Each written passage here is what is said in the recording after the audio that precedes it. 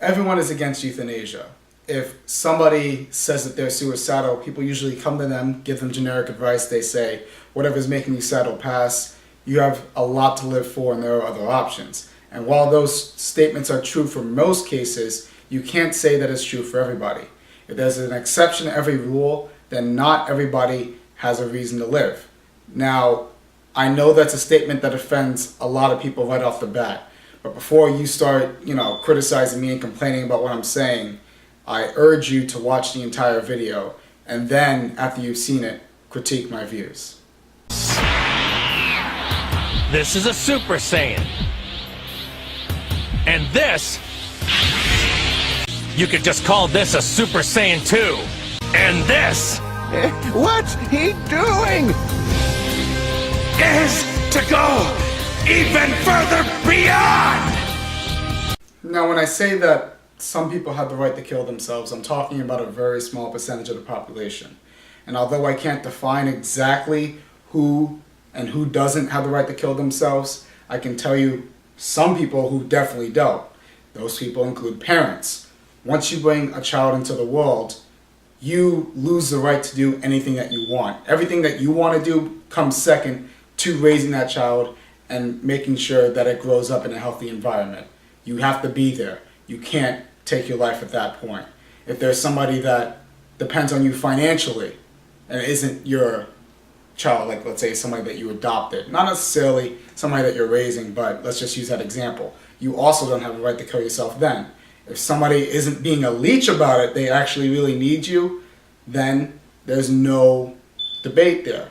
Now let me give you an example of somebody who, if you are thinking of killing yourself, doesn't really have a say in whether or not you should. A friend. And when I mean a friend, I mean particularly the friend that says, if you say that you want to kill yourself too, well, what am I supposed to do without you? To me, I might be taking it the wrong way, but to me, that is the most selfish thing that a person can say. At what point does a friend come into the equation when you're thinking about something like ending your life? Why do you have to feel obligated to live just because somebody else needs you to if they're not depending on you financially or for any type of support in order to live? Yes, friendship is strong, but people move, across the country all the time for new jobs, start new careers, new families and stuff like that. And you don't tell people to stay in one city just because you need them for friendship. Friendship is strong, but at the end of the day, you have to be happy with who you are. And you should not have to live just because somebody needs you to. But as I said in the intro, there are many people out there who are suicidal who really don't have a reason to be so. Let's say you started dating a girl and you dated them for a month and they broke up with you. You say, oh, well, I want to kill myself. No, that doesn't count. Move on. But let's say you've been married for 20 years and you've got a family, 4 kids, and you go to Six Flags one weekend. You're driving your wife and your kids and you get into a car accident. You're the only survivor. What if those were the only 5 people in the world that got you up in the morning, that put a smile on your face, and a couple months down the road you start thinking of killing yourself, not because you feel guilty of driving them to their death, but because they, again, were the only reason that kept you going? Don't the waters get a little murky there? What if you've been diagnosed with terminal lung cancer and the doctor says that you've got 6 months to live, and rather than spend those 6 months in a hospital bed coughing your lungs out, you want to end it?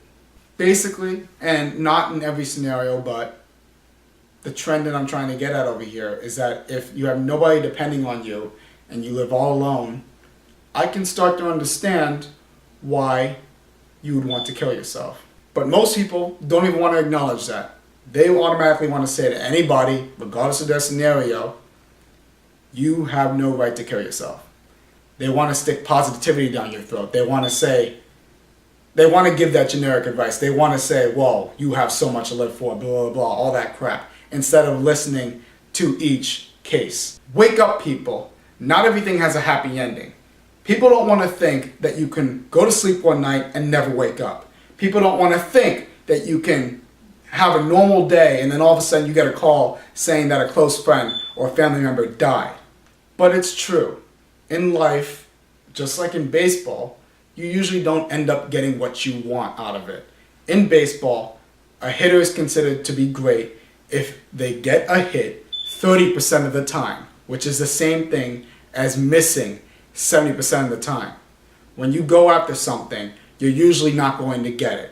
When you strive for something, you're usually going to fail. And because people fail all the time, because there's so much negativity out there, people need to hold on to the little amount of success that they have or that they can obtain day by day. But what if somebody fails all the time that they get to go after something? Who are we to tell them to keep trying? It's funny how we can tell one species that they have no right to kill themselves, but we can decide that we can kill any other species at will. A serial killer can't be put on death row, but a cow can be automatically killed for food. A cow that didn't go on a killing spree because they're a psychopath. We can also kill people in wars if they oppose us, but we can't decide to just end our own lives. Be consistent. If we can kill people in wars and we can kill other animals for food, we can certainly let people at least discuss and explain openly why they want to kill themselves. Because it's the fact that we don't even look at the scenario for each person and try to really discuss with them why they want to kill themselves, that the people who actually shouldn't be killing themselves and jump off buildings and take cyanide pills and all that actually do, because they see all these people. They know that people are just going to say, oh, don't do it, what's wrong with you, we're going to put you in a hospital. And instead of dealing with that, they deal with it on their own when they shouldn't, when they should be getting support, real support, not generic support, real support. And by the time that they kill themselves, it's obviously too late. But again, people don't want to focus on that dark conversation. Most people aren't even going to discuss this in a video blog or anywhere else because people don't want to even think of these type of situations because they're too dark. But guess what? My channel isn't the Disney Channel.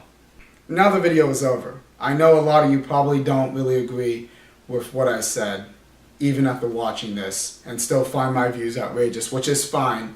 I just wanted to express my views, which I've been trying to do in 30 episodes of AngelDodger. Just express my views and the views of other people to show that not everything has a clear-cut answer.